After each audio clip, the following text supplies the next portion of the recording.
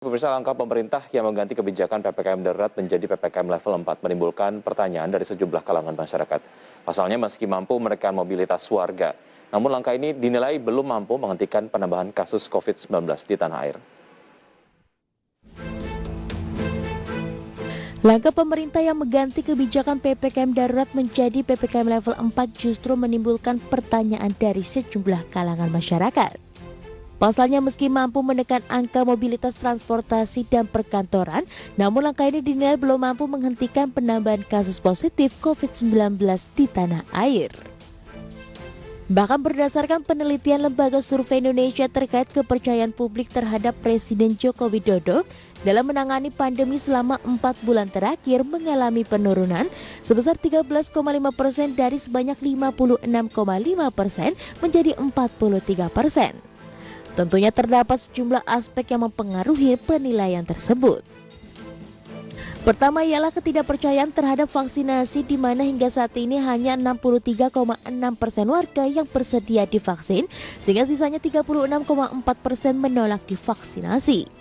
Kedua ialah langkah PPKM darurat yang tidak diimbangi dengan persiapan matang dari sisi kebijakan seperti penyerapan, pemanfaatan, serta pendistribusian anggaran. Ketiga ialah pemberitaan mengenai korupsi dana bantuan sosial dan distribusi bansos yang belum tepat sasaran. Terakhir, keempat ialah kejenuhan masyarakat yang menjadi objek kesalahan, sehingga menimbulkan penolakan terhadap kebijakan dan mempengaruhi tingkat kepercayaan publik kepada pemerintah. Berbagai sumber, IDX Channel.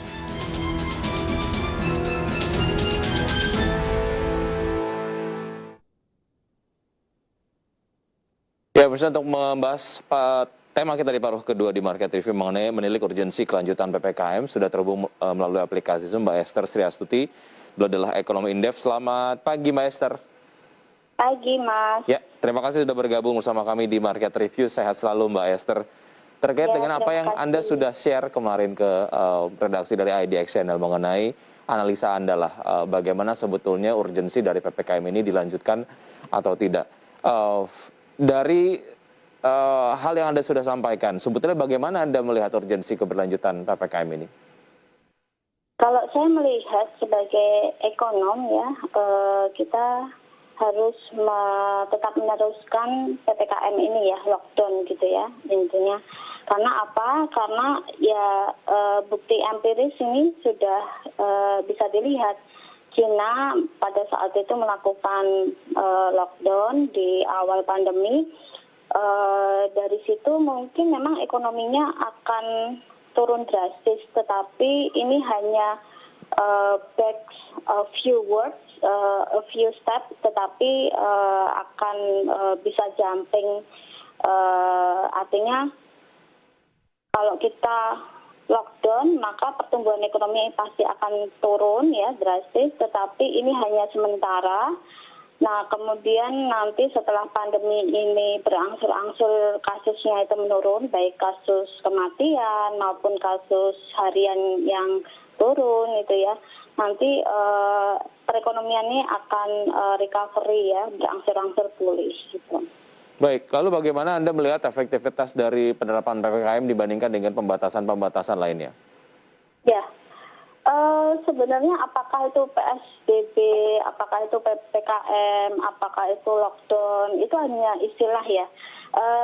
Kalau saya lihat pemerintah di sini masih setengah hati. Kenapa? Yang terjadi di negara-negara lain, lockdown yang dilakukan adalah memang benar-benar membatasi mobilitas masyarakat. Misalnya bandara ditutup, kemudian angkutan antar kota itu tidak boleh beroperasi, sehingga masyarakat itu benar-benar terbatas ya, tidak bisa melakukan perjalanan dari kota satu ke kota yang lain. Terus kemudian di situ juga mereka juga membatasi atau malah melarang ya orang dari luar negeri untuk datang ke negaranya. Nah, ini kan kita masih dibuka ya bandara, terus angkutan antar kota saya masih melihat masih berjalan seperti biasanya normal. Kemudian orang masuk dari luar negeri ke Indonesia juga masih bisa gitu. Jadi menurut saya ini harus ditinjau ulang gitu ya. Baik, terkait dengan bagaimana Anda melihat prioritas dari pemerintah sendiri dalam penanganan pandemi COVID-19. Mana yang sebetulnya harus diprioritaskan? Karena ini kalau kita kemudian memposisikan diri kita sebagai pemerintah begitu, kondisinya cukup sulit. Satu sisi ekonomi sebisa mungkin tidak drop begitu karena berbagai macam pembatasan, tapi satu sisi juga kita harus memprioritaskan penanganan COVID-19 dalam hal ini adalah di sisi kesehatannya begitu. Nah, Anda melihat seperti apa prioritas dari pemerintah sendiri? Iya, saya katakan di awal bahwa pemerintah masih setengah hati. Kenapa? Karena kita tidak bisa melakukan paralel ya, ekonomi dengan kesehatan. Kita harus memilih.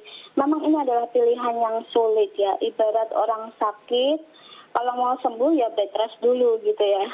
Tetapi kalau tidak mau bed rest ya akhirnya ya misalnya agak mendingan sedikit nanti kambuh lagi, agak mendingan sedikit tapi kambuh lagi. Nah, malah takutnya kalau seperti itu nanti pemerintah anggarannya bisa bleeding gitu. Sebanyak apapun anggaran yang dikeluarkan pemerintah untuk mengcover penanganan pandemi ini, tidak akan bisa mencukupi atau tidak akan bisa menangani dampak ekonomi dari pandemi COVID ini gitu.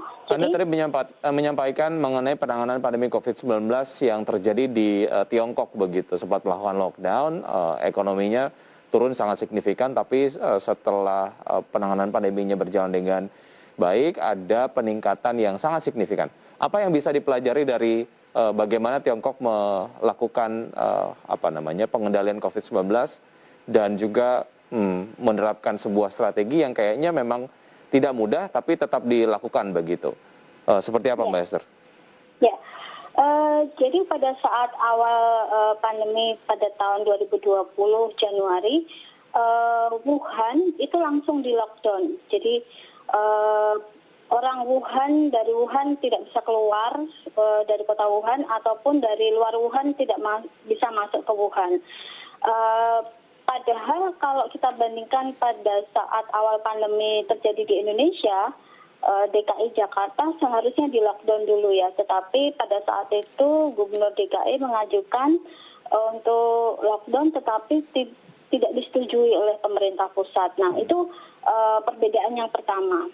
Yang kedua, ketika pada saat lockdown itu benar-benar masyarakat dibatasi aktivitasnya.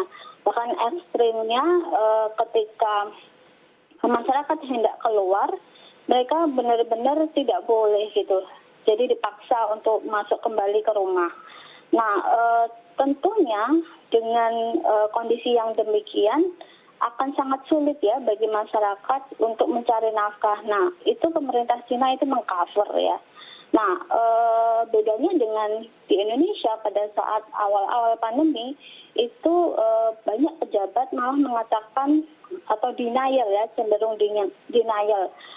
Ada yang mengatakan virus corona tidak akan tahan dengan iklim di Indonesia, dan ada yang mengatakan ya virus corona kan hanya di Tiongkok, tidak mungkin masuk ke Indonesia dan seperti itu. Nah, namun nasi sudah menjadi bubur ya, kita sudah mengalami ledakan COVID yang kedua dan ini faktornya tambah parah lagi ya. Baik. Karena 3,1 juta per tanggal 25 Juli kemarin ya. Baik, melihat indikator-indikator yang ada, mungkinkah Indonesia mengalami pemulihan ekonomi dalam waktu dekat? Kita akan bahas usai jeda berikut ini Mbak Esther dan